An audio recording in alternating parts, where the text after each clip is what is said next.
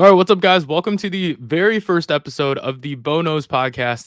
The show is going to be available on YouTube, but if you're listening on any platform you get your podcast from, whether it be Spotify, iHeartRadio, or Apple Podcast, Amazon Music, that's going to be coming in a little bit. I'm having a few hiccups with Amazon Music, but the show will eventually be on there too. But welcome to the first episode. Really excited to get this podcast off the ground and running. So any sort of, like or share, or if you rate it 5 stars on any of the platforms would help me out a lot as this continues to grow. But I'm really excited to launch this and kind of a new project to kind of start as we get into the winter time and as we're just in the dead middle of a ton of sports going on. You got the middle of the NFL going on right now, and the NBA season starting, college basketball starting, college football is going into conference championship season, and as we get towards those, bowl game predictions and college football playoff discussions, things like that. I'll talk in my next episode probably about Florida State.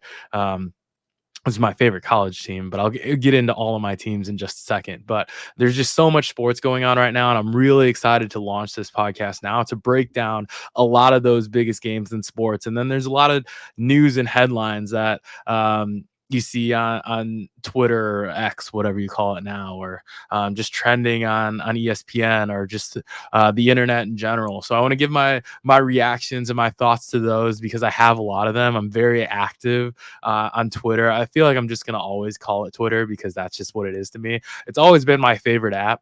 I would say I have a bigger following like on Instagram, but honestly, like I think Twitter or X is the best app.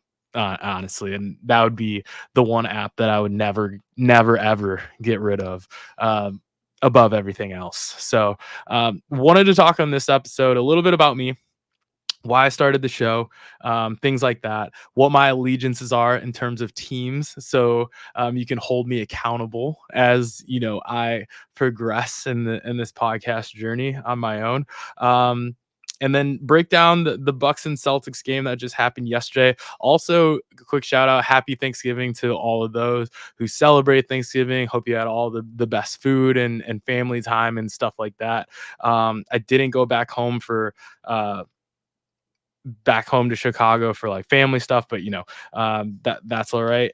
Still had plenty of good food and stuff like that. But happy Thanksgiving to everybody. Recording this after my belly is full right now, so I got the itis a little bit. But gonna talk about Bucks Celtics. I'm gonna talk about Justin Fields and his potential future with the Bears because I am a Bears fan, and then give 3 of my NFL picks of the week. So that's generally how the flow of these shows are gonna go.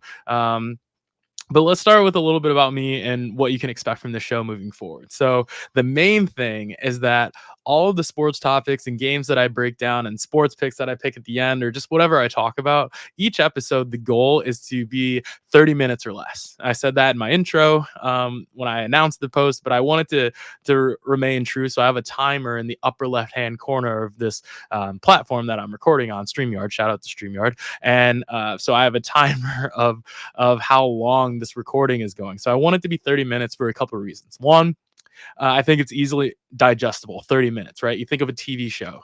TV shows are generally 30 minutes. All right. The average commute for someone to go to work, whether it be walking or driving or on a train or something like that, is 26 and a half minutes. So a 30-minute podcast is pretty digestible for if you're going to work or if you're on your way home from work, or most lunch breaks are a half an hour to an hour. So you could quickly watch an episode or listen to an episode in that time period. If obviously you don't need to listen to me ramble, but if you so choose to, it's only going to be 30 minutes or less.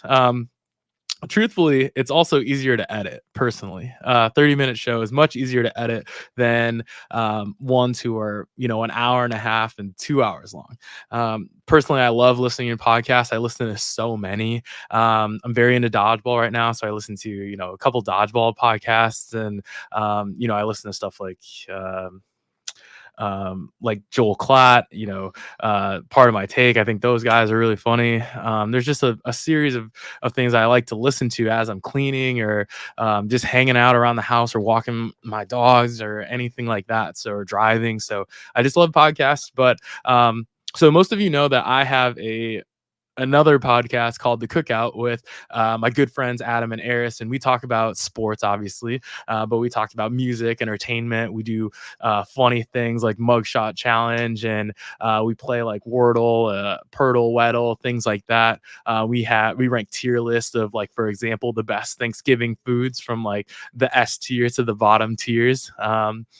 And things like that. But I wanted to start my own and branch off a little bit. Where I'm still very much the cookout is still very much going on strong. We're recording a live show tomorrow, but I wanted to do my own thing because I wanted to talk more specifically in more detail about my own teams that I really like, which I'll get into which those are in a second. But I catch myself wanting to sometimes in the cookout, but I would imagine if you're at an actual cookout, that's the vibe that we want, right? There's no way that someone would go on a tangent about the Bears or the Celtics like at a cookout without boring somebody to death. They're just bulldozing a conversation, right? And I know I don't want to do that to my guys because I think Adam and Eris are super funny. We're super funny together, and we have good banter and good conversation, and people really enjoy that. So when I wanted to get it is a little more nerdy into my sports teams and stuff like that. So that's why I started to do my own thing on the side. But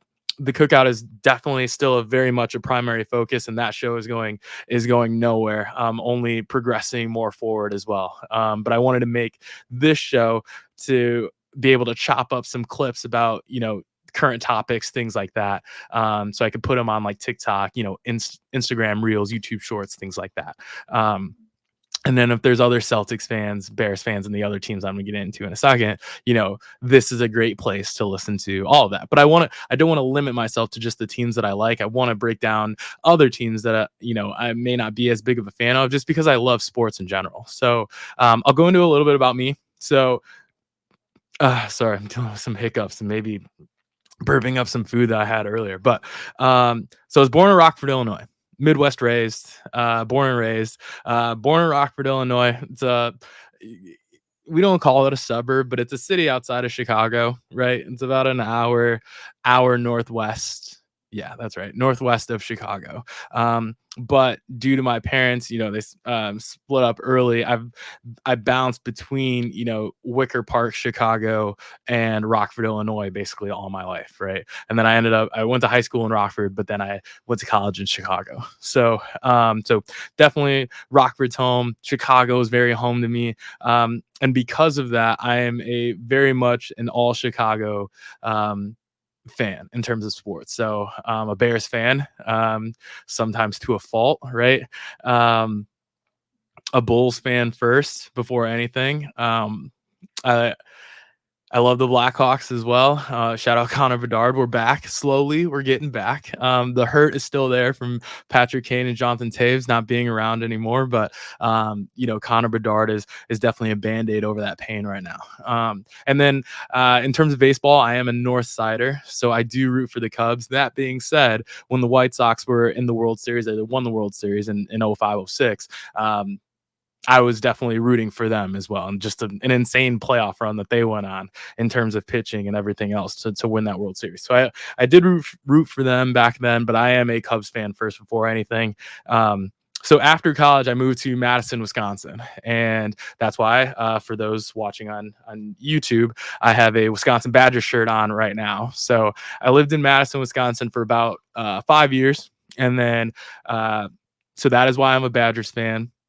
But in terms of college, I am a Florida State fan first because my father's side, we have a lot of family from the Florida area, and he grew up watching Florida State football. So I guess you call it by distributive property. I'm his son, so I also grew up watching Florida State football as well. So I am a Noles fan. First and foremost, if the Noles were playing Wisconsin, I would root for the Noles. And then now that I live in Boston, I like the Bruins. I like the Bruins players more than the actual Bruins. But I guess I don't hate the Bruins. I feel like an original six team type of thing, rivalry, right? They're not really rivals. I hate the Blues and the Red Wings much more. But I don't hate the Bruins. They have a lot of players that are easy to root for. So I do like the Bruins. I do have a Bruins hoodie over here somewhere. But I've always liked the Celtics because Ray Allen was one of my favorite NBA players growing up. So I've always had a soft spot for the Celtics, and I just so happen to live here now. Same with the Red Sox. My father said one of his favorite players growing up was Freddie Lynn, old timer on the Red Sox, and then one of my favorite players growing up was Dustin Pedroia. I was a second baseman in college. I had his glove model. And so I really like Dustin Pedroia. So I've always liked the Red Sox a little bit. I also like Manny Ramirez, David Ortiz. They just had a bunch of personalities that were just easy to root for, right? So I've always liked the Red Sox and the Celtics, but I just so happen to live here now. In terms of the Patriots, that's going to be a no for me. I'll never actively root against the Patriots, you know what I mean? But I won't root for them. My cousin is Hall of Famer Isaac Bruce.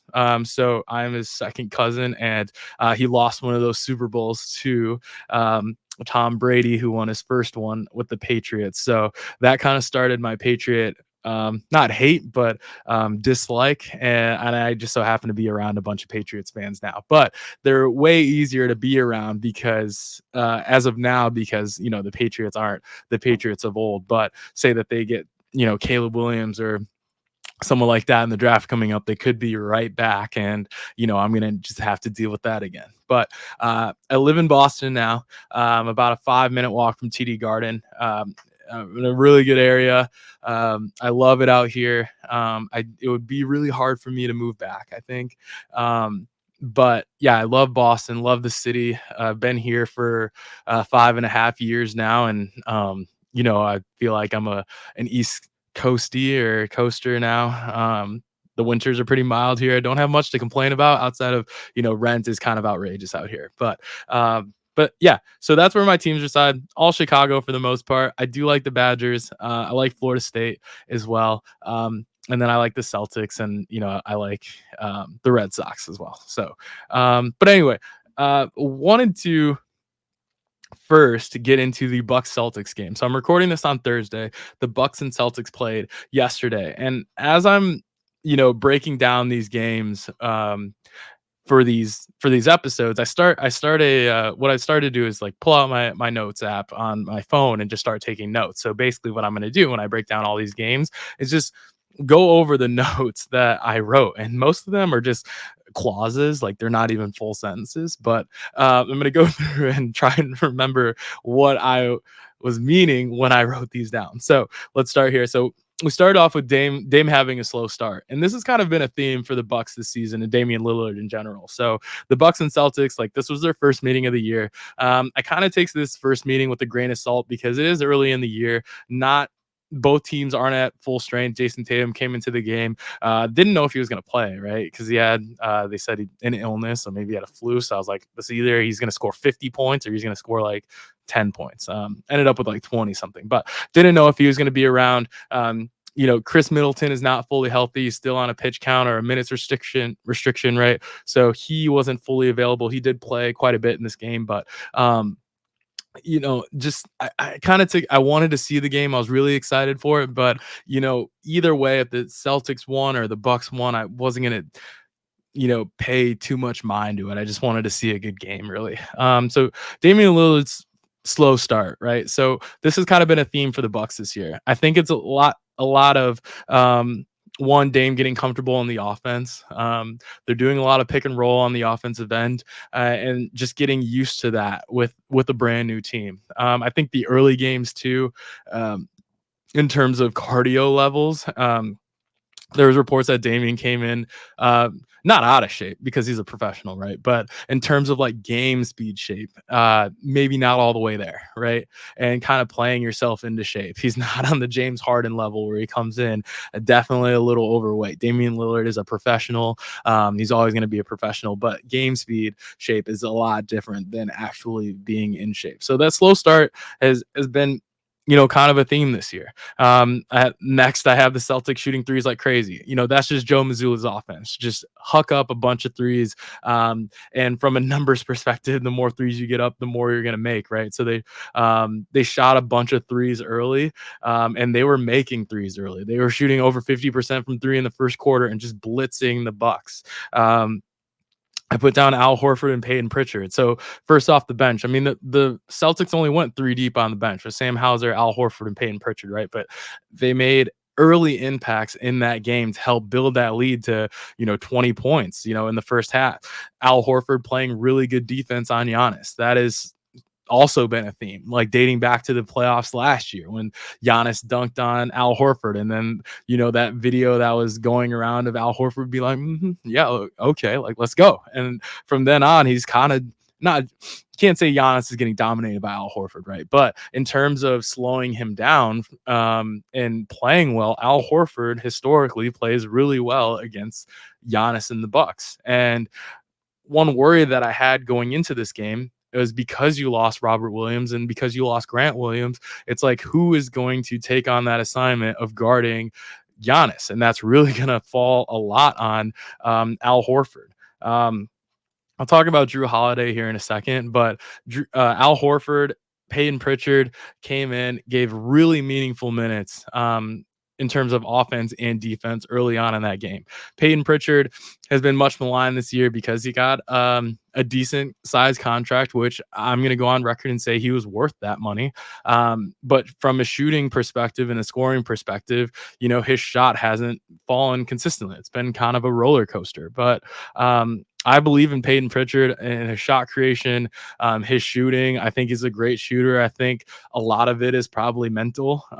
In basketball, and when I play basketball, I am a shooter, and if I miss my first two or three threes, then in my mind I'm like, fuck, I don't want to miss the fourth one in a row, right? So it's hard to get in a rhythm sometimes when you're coming off of the bench and you're not a primary option. But I think Peyton Pritchard is going to figure that out. I always say that you'll see defense early on in form before offense. It's kind of like baseball. Like pitching always starts out much better than hitting in baseball. That's just how it is, right? And then defense is, it's not about technique and skill so much as effort, right? And one thing you're going to get from Al Horford and Peyton Pritchard all the time is effort. So they were monumental off of the bench. Jason Tatum got going really early. I didn't put him in my bet slip last night because he was sick, and when he was walking, I pay attention to like little things, right?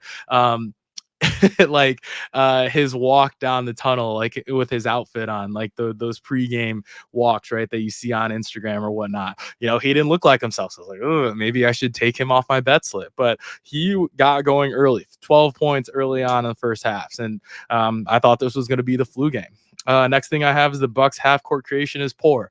That has been a theme all season for the Bucks. They kind of look like what the Celtics looked like last year in terms of Jaylen Brown and Jason Tatum kind of taking turns going one-on-one against whoever's in front of them. Right now, the Bucks in terms of half court creation is bad. It's either Giannis just driving to the hoop and throwing up some BS, or it's Damian Lillard trying to figure out the pick and roll situation and try and get into a mid range or like a step back three. It's just ugly basketball, and I think that will correct itself over time as the more that they play together. But it just looked really bad in that game, and really bad most of the season. They're definitely in the bottom 10 in terms of half court points per possession. And it definitely showed early on last night. I wrote that the Celtics bench is just better. Between Peyton Pritchard, again, Al Horford, and Sam Hauser. Sam Hauser has been shooting the ball great this year, right? And just comes off the bench. He's been really confident shooting the ball this year and expecting to shoot the ball. Last year, he would come off the bench and, when the ball was swung to him, he wouldn't be ready to shoot because he didn't know if he was supposed to shoot, right? But now he feels very comfortable catching the ball and stepping into a three, and it's definitely shown. And the bench looked more confident than the Bucks. The Bucks bench is pretty young. Bobby Portis is an adult. Pat Connaughton is a veteran, but Marjon Beauchamp, Cameron Payne, I guess, is adult. So I guess they're not as young as I think. But Andre Jackson came in for 8 minutes, and he actually played really well in those 8 minutes. 8 minutes, 7 points in 8 minutes. He played well, but in terms of like, uh, they're just not. They're not as good as the Celtics bench, and again, that could correct itself later on in the season. I think Bobby Portis is a good player off the bench. I think Pat Connaughton is a good player off the bench as well. They just did not give enough to the Bucks in this game. Um, I said Malik Beasley not enough in the starters role. Sorry, I have the hiccups right now. Malik Beasley not enough in the starters role right now. Only given 6 points. He's the primary defender right now. Just not enough off the bench, and they need to figure something like that out. But I do think the Bucks are going to make a trade at some point this season, especially is because this is going to be the Eastern Conference Finals. Let's just call it what it is. So I think that they're going to make a move before this. And the Celtics were up 20 early on, and it could have been way worse, but Brook Lopez really saved them in the first half. He had 14 points in the first half, and a lot of it was effort points, like offensive rebounds, getting some putbacks, right? Or just making a few jumpers. He made a three, other pull-up jumpers, or like pick and pop jumpers. He really saved them in the first half. I think he finished with 28 points, like Brook Lopez, right? That game should have been much worse than what it was. I put Drew Holiday guarding Giannis is not sustainable. So they had Drew Holiday on Giannis for most of this game, and I'm thinking ahead towards the Eastern Conference Finals, right, or in the playoffs whenever they meet in the playoffs. And over a 7-game series, I could see Drew Holiday in terms of physical toll. It taking a toll on him guarding Giannis for most of the time that he's out there. I put him in my bet slip to have over 15 points because I thought he was going to have, he's been up and down this season offensively as well, but I thought he was going to have like a coming out party against the Bucks, playing his former team. I thought he'd be extra amped for it, but you could tell from a physical standpoint, he was getting tired guarding Giannis, and that affected him on the offensive end. I think they're going to be throwing a bunch of bodies at him in the playoffs. You'll see JB on him. You'll see Jason Tatum on him. You'll see Al Horford, of course. But Drew Holiday, they play 2 more times in the regular season. I think that's fine to put him on there because he's a big physical guard who likes to guard taller players, and he's effective, right? But Giannis went 7 of 20 tonight. Got 7 of his 21 points from the free throw line. So Drew Holiday, Al Horford, and company, they did an amazing job on Giannis, and I expect that to be consistent the next 2 times they play and into the playoffs. Trying to move here because I'm already 22 minutes in, and I want to be accountable for those 30 minutes. So Derek White creation off the dribble has been massive, not just for this game, but for the entire season so far. So Derek White traditionally has been just a 3-and-D guard, right? But he's not just a catch and shoot 3 guy anymore. He's creating off the dribble. He had a sick drop cross and get into the mid-range pull up on Bobby Portis, who is easily 5 inches taller than Derek White, but rose above him and shot a pull up. That is what you did not always see from Derek White, especially like floaters in the lane, driving to the rim, laying the ball up, stuff like that. Derek White has been a godsend since we got him from the San Antonio Spurs. A couple other things. The Celtics do a really good job on attacking matchups. So there was a time where Pat Connaughton got switched on to Jaylen Brown, and quickly the ball swung immediately to Jaylen Brown, and he attacked Pat Connaughton for an easy layup. That is not what you saw from the Celtics last year. It was just a back and forth of JB and JT creating in the half court versus whoever was in front of them, no matter if it was Giannis or Jesus himself. They were going to go at them and not attack the matchups, but they did that yesterday a ton, and they've done it a lot during this regular season, which I've loved.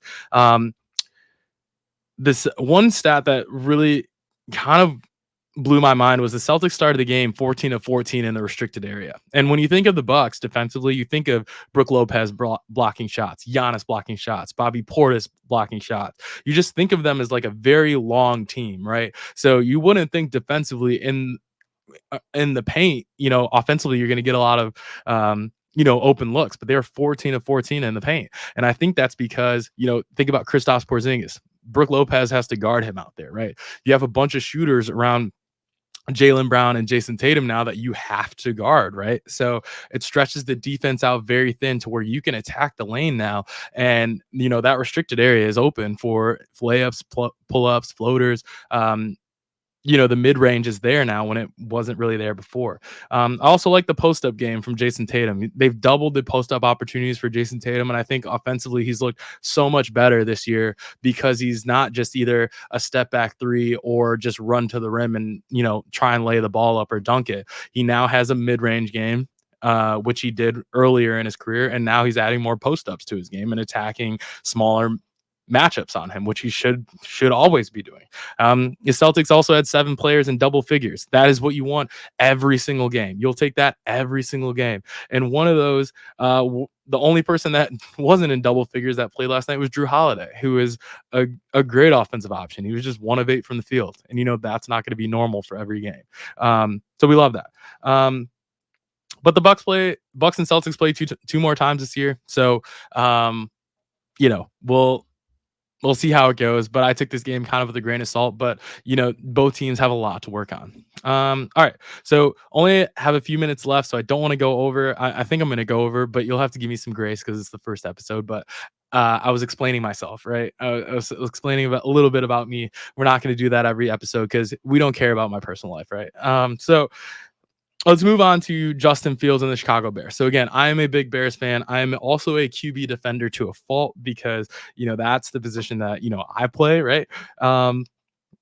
When I play football, so I've always had an affinity for QBs, and I always defend them to a fault. So, in terms of Justin Fields, I've been on record so many times saying that the current state of the Bears and their struggles is not Justin Fields' fault by any means, and I absolutely do not want them to draft Caleb Williams or Drake May. They're not the answer, not because they're not good players, right? Both of them are phenomenal players, and I think both of them are going to be successful in the NFL as long as they're put in, proper positions to be successful. But for the Bears, they don't fix any of the problems that we currently have. Caleb Williams and Drake May can't block, right? That was one of the biggest issues early on in the season for the Bears, is that we couldn't protect Justin Fields. And if you draft another QB, the same problem is going to be there. And we couldn't protect him a lot. A lot of the reason was because our offensive line was hurt. We're just now getting healthier in terms of our O-line play, and we're so far into the season already. So drafting Caleb Williams, Drake May, they can't block. They also can't defend. Our defense was atrocious until the last few weeks, right?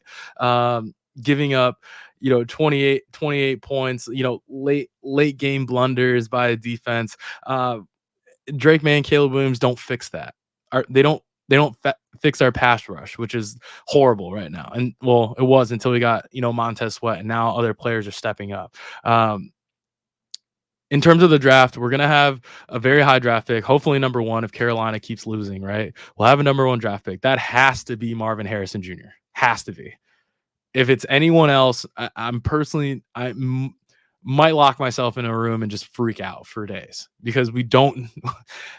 I would just pray we're not going to mess this up. I feel like the only way that we draft a QB is if Ryan Poles and Matt Eberflus want to buy themselves more time, because then they can say, Justin Fields wasn't our guy. We didn't draft him. And, Justin Fields just ends up being the fall guy, and they trade him, and then we draft Caleb Williams or Drake May. That would be the only way that I see that we actually draft a QB, especially if Justin Fields for the last 7 weeks of the season continues to show improvement, which he has like all season. I'll get into reasons why. But they also could trade. So they draft Marvin Harrison Jr. at the first pick from Carolina that they got last year, right? And they could trade their own first round pick they could trade back, right? Or they could trade back and acquire a first round pick for next year, right? In 2025.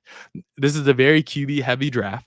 There's a lot of teams in the NFL that need QBs. I think of Atlanta. All right. I don't think Desmond Ridder is the answer. And I don't think Atlanta Falcons fans also think Desmond Ridder is the answer. Tampa Bay. I love Baker Mayfield, but I don't think Baker Mayfield is the answer. And I don't think Buccaneers fans think Baker Mayfield is the answer, right? I think about the Patriots. Mac Jones, clearly not the answer. Bailey Zappi is clearly not the answer. Will Grier, clearly not the answer. And the Raiders. Aiden O'Connell, he's got a good arm. It's a decent story, but not going to happen. Jimmy Garoppolo, that experiment is over with, right? So I think that you could trade back, acquire a lot of draft capital for the 2025 draft, and still get Marvin Harrison Jr. Or you can stay where you're at and get a top tier offensive lineman or defensive lineman, someone that can immediately make an impact on your offensive or defensive line, which is really what we need. Justin Fields is fine. We can win with Justin Fields. We've proven that we can win with Justin Fields. He plays very, very. He's been playing very, very well since the Patriots game in October last year until now. He's been playing extremely well, but everyone just wants to run to the box scores and just talk and speak from the box scores or just stats that they see on Football Reference or whatever, right? We need a change in terms of coaching. Matt Eberflus is a moron, right? How many late game blunders has he had, right? And he says the same things. We're upset about this loss. Like, yeah, but we're making strides to get better. Are we? You know what I mean? Luke Getsy is also not the answer. Calling a screenplay 3 times in a row within your own 5-yard line is insanity, right? And then Justin Fields throws that pick 6 against Tampa Bay to end the game, right? That's not Justin's fault. All right, Justin Fields does have to be better in late game situations, which I'll get into in a second. But up until that point, this is not a Justin Fields problem. Matt Eberflus as a head coach for the Chicago Bears is 6-22. We, as a Chicago fan base, do not have the patience for this rebuild. Outside of 2005, over the course of my life, I'm in my 30s, right? Over the course of my life, I have not consistently been, happy with how my teams are constructed or expected to compete for the playoffs every single year. My season's usually over in October or early November, right? And I think the fan base is sick of it. Think about like the Lions game last week. We had a 98% chance of winning that game with 4 minutes left, and we blow that lead. It's unreal. So that's not Justin's fault, right? The play calling when we're up in games is so middle school like Luke Getsy coaches, and his play calling is not to lose, right? It's just scary, very conservative play calling, and then that leads to mistakes or 3 and outs to where our defense has to go back on the field, and then we give up touchdowns, and then now we got to go suddenly flip the switch, and we have to go down the field now and make a play, and we can't do it because we don't have the talent right now to do it. So I think we need to change in terms of coaching. I hope that happens. There's just no way Matt Eberflus and Luke Getsy can be back next year. There's just no way. But in terms of Justin Fields' improvement, he has 500-yard rushing games, right? He's improved his passer rating to 91.6, which is top half in the league, right? I think it's 14th. He has a legit number 1 receiver now in DJ Moore, and they're building chemistry. You can see it, right? The running game is getting better between Khalil Herbert, Roshan Johnson, and Deontay Foreman. The running game is getting more consistent. The offensive line, like I mentioned before, is finally getting healthy. Again, he needs to improve his late game turnovers. The sack fumbles, the late game interceptions. There's that one Nicole Komet to where they weren't on the same page because he feels like he has to make something happen, right, on his own. The final 2 minutes of a game, he has an 18.7 QBR, which ranks dead last in the NFL. So I am a Justin Fields defender. I believe in Justin Fields. However, we have to tell the whole story here. We have to take the good or talk about the good, and we have to hold him accountable for the bad, which he does. He says what he did wrong or like what he saw that he should have fixed. But this is not a Justin Fields issue. What's going on with the Bears? I think it would be a huge mistake to let a talent like him walk away. We don't know what Caleb Williams is going to be in this league. We don't know what Drake May is going to be. I think Drake May will be fine in this league, but a lot of people say we've seen this before with North Carolina quarterbacks, right? Sam Howell has been playing really well as of late, right? But Mitch Trubisky, we saw that, right? In Chicago, we saw that. I don't want to read that story again. And then Caleb Williams, you can't take his win-loss at USC as a slight against him because he's balling out at USC. There's no way he goes back to college, right? Because he has 30 touchdowns and 5 interceptions, and his team is ass. It's not his fault. He's lost 3 in a row, and it's not his fault. He has 5 touchdowns, 1 pick between all of those games, and he has, offensive line is terrible. His defense, I personally might throw for 400 yards against USC's defense. Probably not, obviously, but you get what I'm saying. So I think Caleb Williams is going to be successful, but I don't think that he fixes the problems that are more glaring on the Chicago Bears right now.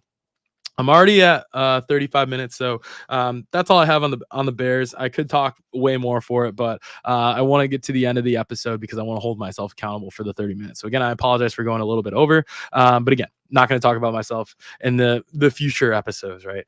Or have an intro. So we're going to move on to the NFL picks of the week.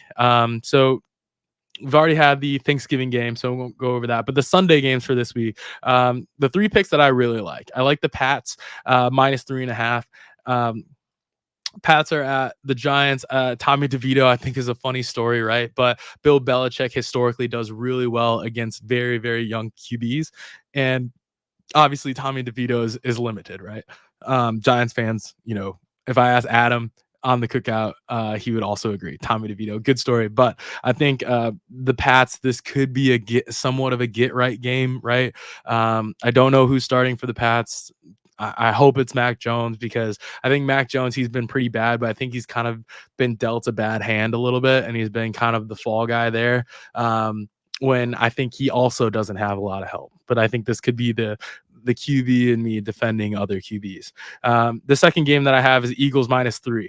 I think the Eagles come back to life. I think they've been getting a lot of slander, saying that they're the worst 9-1 team in history. All their games are pretty ugly, which they are, but great teams win those ugly games. Winning in Kansas City, a close game like that is not easy, right? So I think, the Eagles, I think the Bills coming off of like a big win, right? The Bills are feeling good about themselves, but I think the Eagles, this is very much a statement game at home against the Bills. I think the Eagles are going to get up for this game, and I think they cover the -3. And then a little bit of a homer pick for my first pick, right?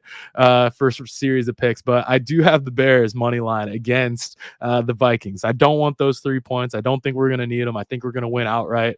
I think Josh Dobbs has been a great story. I'm a big fan of Josh Dobbs. I love what he's about. I love his story and everything like that. But I do think at some point has to come back down to earth a little bit. And I think Justin Fields has a lot to prove, like I mentioned before, in terms of, his status moving into next year. And then I think the Bears defense has been playing extremely well over the last few weeks, and Montez Sweat is really getting into his own now that he's been acquired by the Bears. So I think the Bears defense is going to step up huge, and I think that the Bears went outright. So those are my 3 picks: Pats -3, Eagles.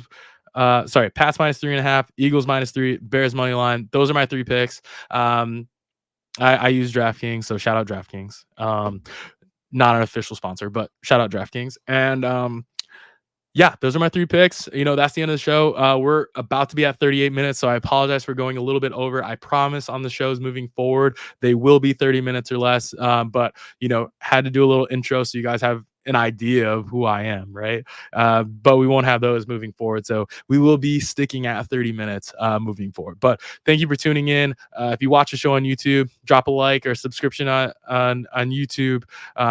If you're listening on Spotify, iHeartRadio, or Apple Podcasts, please leave 5 stars. Generally help boosts the algorithm, stuff like that. So hope you guys enjoy the show. Hope you guys will enjoy the show moving forward. Again, I'm really excited for this project of mine moving forward, and I'm going to be dropping episodes weekly, so watch out for that. But yeah, turn on noties, share it, all that good stuff, and I will see you guys soon. Hope you had a great Thanksgiving again, and I will talk to you guys next week. All right, see ya.